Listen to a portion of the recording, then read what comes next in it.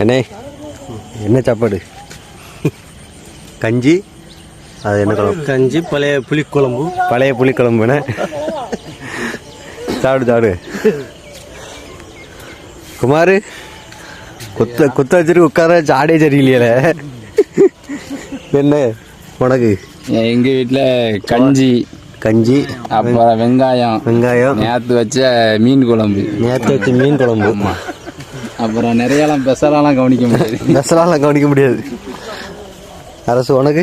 மிளகா, பச்சை மிளகா, வெங்காயம், கஞ்சி தானே. காலைல கஞ்சி குடிச்சா நல்லதுண்ணே.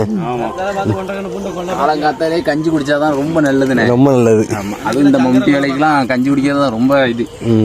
இட்லி தோசைன்னு வச்சுக்கோங்க, வேலை செய்ய முடியாது. இதுதான் நம்ம வேலை செய்ய தெரிய கிடக்கணும். புளியோதரை என்னன்னா உங்களுக்கு? புளியோதரை, வடை, துவையல், தேங்காய் துவையல், வடை, தேங்காய் துவையல், புளியோதரை. கீழே குத்தாச்சு உட்காரு. மழை பெஞ்சிருக்குன்னு குத்தாச்சு உட்கார முடியலண்ணே. உட்காந்துருவோம், அவ்வளவுதானே. உட்காந்துர வேண்டியதானே.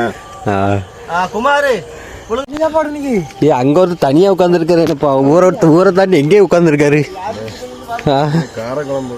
கார குழம்புண்ணே. வார